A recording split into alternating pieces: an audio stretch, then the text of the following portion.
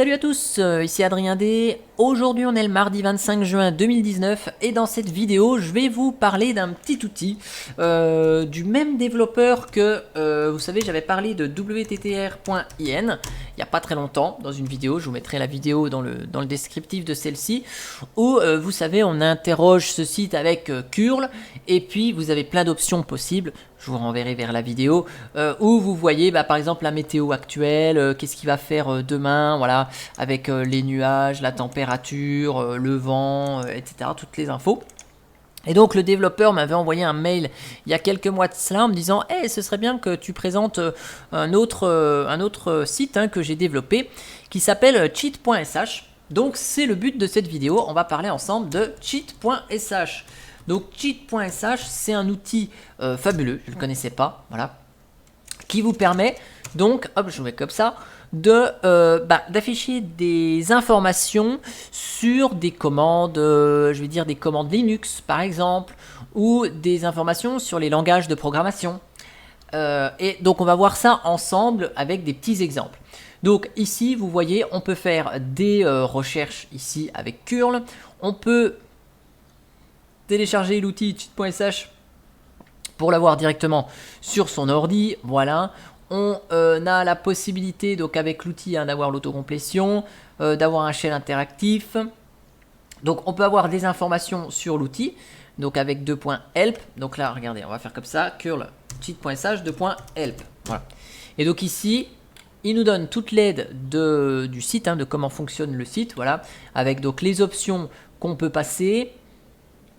Par exemple, donc ici, voilà, vous avez pour désactiver la couleur, donc on va voir qu'il y a de la couleur et de la couleur en fonction du langage de programmation. On va faire un petit test avec PHP, voilà. Et après, vous avez plein d'options. Donc je vais vous montrer juste de manière assez basique comment fonctionne l'outil. Et donc vous voyez, on peut avoir des informations sur tous ces types de langages de programmation, du Go, du Scala, du Rust, du PHP et du Python. Donc on va déjà commencer simplement, curl cheat.sh/ls. Et donc là, on va avoir des informations sur la commande ls, de Linux bien sûr, donc ls-a, voilà, donc on a le petit commentaire ici qui dit voilà, tout affiché en incluant les fichiers cachés, donc ls-a, voilà. Voir les fichiers triés par taille, donc ls-grand S, voilà. Donc on a des exemples, ici, par exemple. On peut avoir des informations sur tar par exemple, voilà, donc si on veut savoir comment fonctionne tar, eh bien on a des exemples, donc pour extraire un fichier, donc une archive non compressée, pour créer une archive non compressée, pour lister le contenu d'une archive compressée avec gzip, voilà. Donc on a plein d'exemples ici. Donc ça fonctionne avec pas mal de commandes Linux, on a apt, vous voyez, donc on a les infos sur les lignes de commande apt. Yum, est-ce qu'on l'a? Oui, voilà, donc on a des infos sur Yum, on a des informations sur Emerge, voilà, aussi. Donc vous voyez, allez, on va pas faire de discrimination, Pacman, chez Arch Linux, voilà, donc on a plein de commandes Pacman, voilà.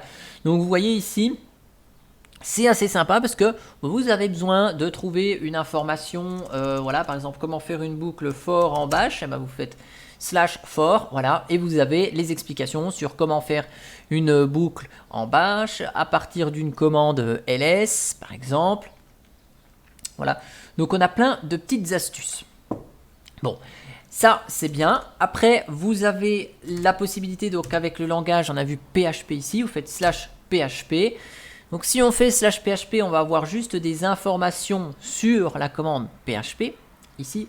Par contre, il vous dit, voilà, attention, voyez aussi, on a toutes des informations sur PHP dans /php/ et on peut taper après ces mots-clés ou ce qu'on cherche.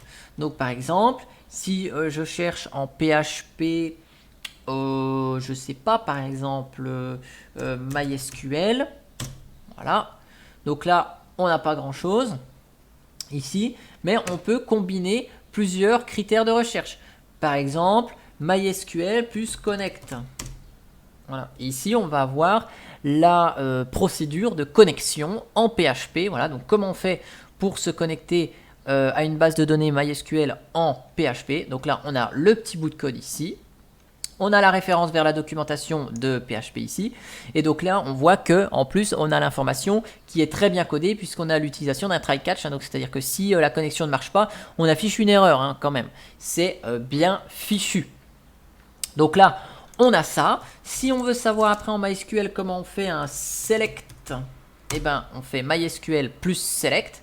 Donc là, on a l'information de comment on fait un select dans donc une requête d'interrogation, de consultation dans une base de données MySQL. Donc par contre, ici, on voit que c'est MySQL Query, donc qui est quelque chose qui n'existe, enfin qui est déprécié depuis PHP 5.4, je crois. Donc aujourd'hui, vous voyez ici, là, on a la connexion avec PDO. Et là, on a une connexion, enfin, on a une requête avec du MySQL Query. Donc, on peut ajouter autant d'informations qu'on veut ici. Voilà, donc on met MySQL plus select plus PDO. Et oh, magie, on a le petit bout de code ici. Donc, qui nous explique comment on se connecte en PDO. Donc là, on n'a pas plus d'infos parce qu'on l'a dans la partie connexion. Voilà. Ici, on a la création de la requête, comment on l'exécute, avec éventuellement en faisant un tableau. Voilà, et là on a même l'information sur comment on fait un insert into, donc une requête simple qui n'attend pas de résultat. Donc ici, voilà, comment on insère des données dans la table. Voilà. Donc on a pas mal d'informations ici. Voilà, donc bon, je sais pas ce qu'on pourrait chercher. Hein. Bah tiens, on va voir si on a notre for là. Voilà, hop, et ben on sait comment faire un for en PHP cette fois-ci. Voilà. Donc ici, comment incrémenter un nombre 2 par 2 avec une boucle PHP. Voilà, donc on a l'exemple ici du for. Je pense que si on fait le if, voilà, on a un exemple ici de si. Voilà, hop. Donc vous voyez, on a pas mal de petits trucs sympathiques. Donc le site s'appelle cheat.sh, voilà. Et donc avec 2.help, vous avez toutes les infos hein, pour désactiver éventuellement la couleur, ou voilà comment peut fonctionner le tout. Voilà, donc vous pouvez chercher des choses. Donc par exemple search, donc vous pouvez chercher avec SSH et passphrase par exemple. Voilà. Donc ici on a SSH. Hop. Donc ici avec la commande SSH, on a plein d'exemples sur comment fonctionne SSH. Voilà. En tout cas, je voulais vous présenter ce petit outil donc, qui s'appelle cheat.sh. Voilà. J'espère que cet outil, il vous aura plu. Hein, si vous ne le connaissiez pas, hop, voilà, je vais mettre comme ça. J'espère qu'il vous aura plu. Si jamais vous connaissez d'autres petits outils du même style, il n'y a pas de problème. Hein, n'hésitez pas à partager dans les commentaires de cette vidéo. Et bien sûr, je vous mets aussi en descriptif de la vidéo le lien vers wttr.in. Outil pour lequel j'ai parlé, vous savez, tout au début de cette vidéo, où j'en avais déjà parlé dans une vidéo séparée. Et moi, je vous dis à bientôt pour une prochaine vidéo. Allez, ciao ciao.